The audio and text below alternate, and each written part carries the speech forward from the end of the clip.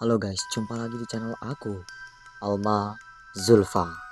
Tabir kelam dan yang paling menyeramkan telah aku buka kembali di Alma Zulfa Story atau Mazul Story episode kali. Mau tahu kisah hari ini apa? Langsung saja klik videonya. Di tengah gelapnya malam yang sunyi, pada saat anak-anak sudah mulai tertidur, ada satu sosok yang konon berkeliaran.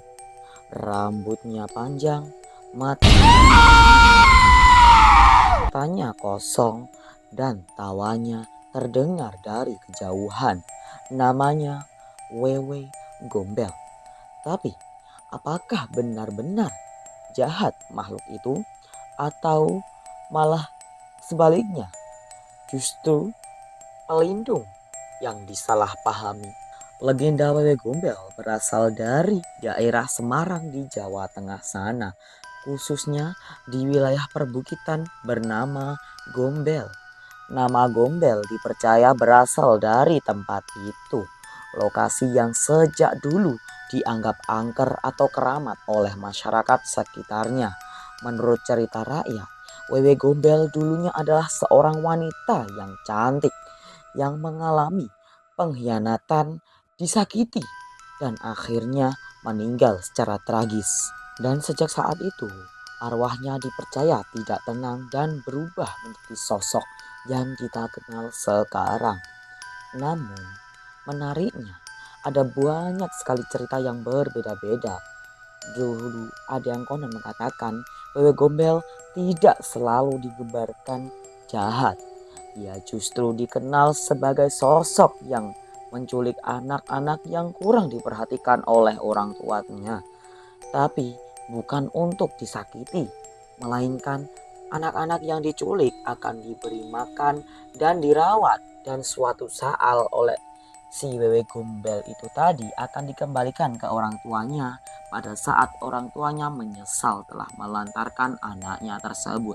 Dalam sudut pandang modern, legenda ini sering dianggap sebagai cerita orang tua zaman dulu untuk menakut-nakuti anak-anak agar tidak keluar pada saat maghrib tiba atau menjelang maghrib.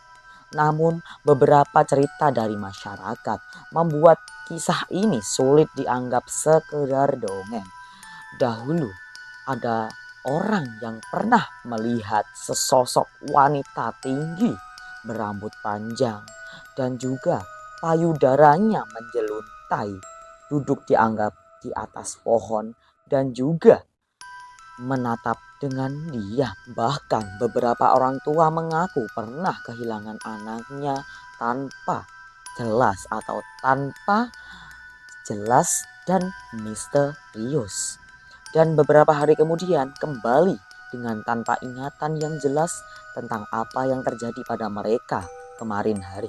Menariknya, banyak ahli budaya melihat Wewe Gombel bukan hanya sekedar makhluk mistis, tetapi sebagai simbol dari pentingnya kasih sayang terhadap anak dari orang tua.